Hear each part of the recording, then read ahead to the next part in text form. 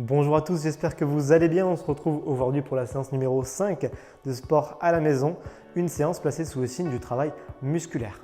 On va faire seulement 5 exercices, oui mais 5 exercices polyarticulaires qui vont vous permettre de travailler plusieurs muscles en même temps à chaque fois pour un travail optimal et efficace, rapide comme d'habitude. Vous pensez avant de faire la séance au préalable à faire un échauffement. Je l'ai déjà rappelé plein de fois donc je ne vais pas y revenir dessus.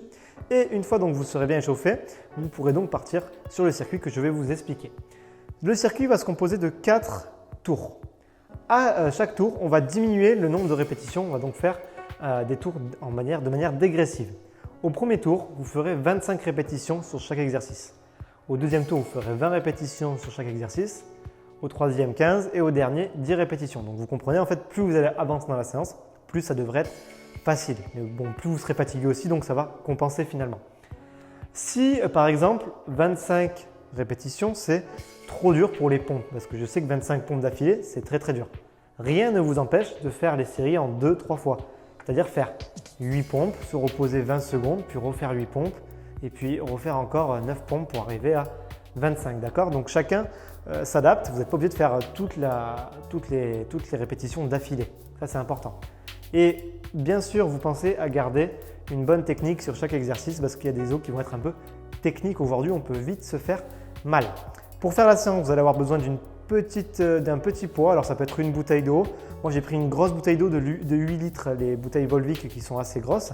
Alors, si vous trouvez quelque chose qui fait entre 5 et 10 kg, ce sera bien pour la séance. Après, le poids, vous ajustez forcément en fonction de votre niveau. Vous allez voir un peu avec les exercices que je vais vous montrer. Donc, les exos qu'on fera, il y aura des pompes, du soulevé de terre, des mountain climbers qui sera le seul exercice cardio que je vous ai mis avec aussi un travail pour les abdominaux et les épaules. Donc pour les mountain climbers, vous pensez, en fait c'est différent du nombre de répétitions ici, ça ne fait pas 25, 20, 15, 10. Pour les mountain climbers, on va faire une 15 là à la place de 25, une minute à la place de 20 et 45 à la place de 15 et 30 secondes à la place de 10 répétitions. Ok. Ensuite, on fera un exercice combiné de curl biceps plus d'élévation pour les dorsaux et on finira par des fente pour travailler le bas du corps. À la fin, on s'étirera comme d'habitude. Et puis voilà, je pense que j'ai fait le tour. Je vais donc maintenant vous présenter les exercices sans plus attendre. On va donc commencer avec les pompes que vous connaissez très bien maintenant. Alors, je vous le réexplique encore une fois. Bien sûr, il y a plusieurs variantes. Soit on le fait sur les genoux, soit on le fait sur les pointes de pied. Donc, dans tous les cas, ce qui est important, donc si on le fait en position normale, c'est d'avoir les mains à hauteur des épaules qui soit à la sortie exactement. Donc si mes épaules sont là, j'ai des mains qui sont vraiment à la sortie au niveau du pouce.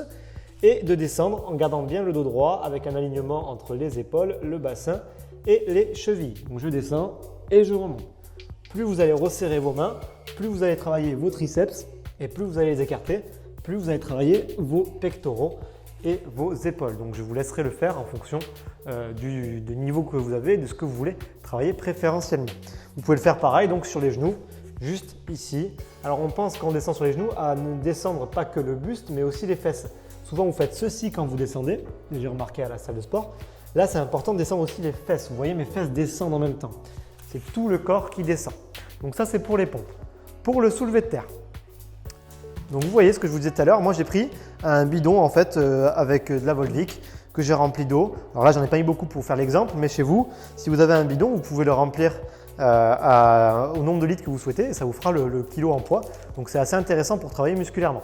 Pour les soulevés de terre, je rappelle, on va prendre une largeur plus large que son bassin, largeur d'épaule au niveau des pieds.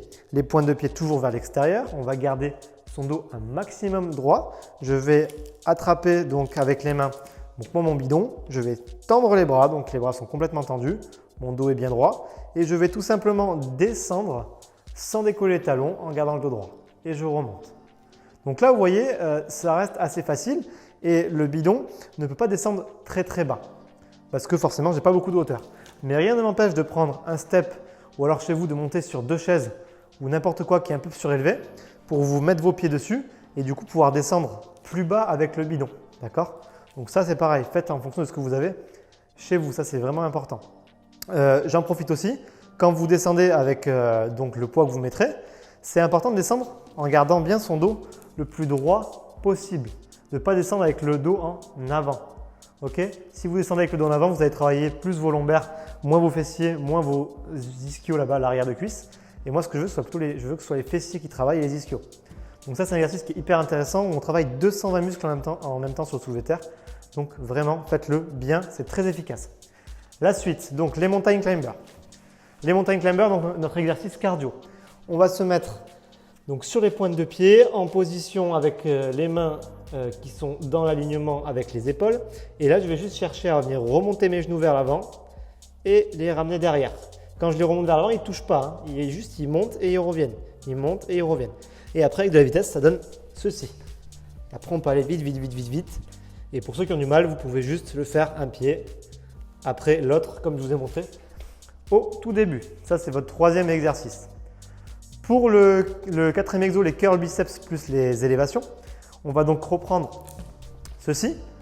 Et le mouvement, il va se composer de deux exercices en fait. Le premier, où vous allez donc attraper votre bidon, vous allez coller vos coudes contre votre corps, dos bien droit. Je me tiens bien droit, j'ai les pieds largeur du bassin. Et je vais dans un premier temps monter le plus haut possible avec mes bras. Vous voyez que mes coudes ne vont pas bouger, ils ne sont pas allés d'avant en arrière. Donc c'est juste mes avant-bras qui viennent se replier vers mes bras. Et une fois que je suis arrivé au maximum que je peux sans que mes coudes partent vers l'avant, je vais en fait faire le deuxième mouvement qui est une montée des coudes. Donc en fait, je pousse pour monter mon bras et je redescends. Et après, je redescends le bidon. Donc, ça donne ceci. Avant-bras qui monte. Quand j'arrive au maximum au niveau des coudes, je monte vers l'avant et je m'arrête à hauteur d'épaule. Puis je redescends. Okay, je vous le montre droit. Je monte et je m'arrête à hauteur d'épaule. Là, l'exercice va travailler à la fois vos biceps, mais aussi votre grand dorsal, votre deltoïde antérieur, postérieur. Ça va être vraiment très très intéressant. Et enfin, on finit donc avec notre dernier exo qui est donc la fente, enfin les fentes. Vous allez faire des fentes. Donc quand j'ai marqué 25 fentes, c'est 25 fentes par jambe. Donc ça veut dire qu'il y a 50 fentes à faire. Donc oui, c'est long, mais bon, c'est aussi le but. Alors pour les fentes, je rappelle, on va prendre une largeur assez importante entre vos deux pieds. Ok, si vous avez les pieds trop serrés, vous n'y arriverez pas. Donc prenez vraiment de l'écartement, vous pouvez prendre bien 50 cm. Le pied qui est devant est bien collé au sol, le pied qui est derrière est sur la pointe de pied. Et là donc je vais venir fléchir sans que mon genou touche le sol, puis remonter. Je garde le droit.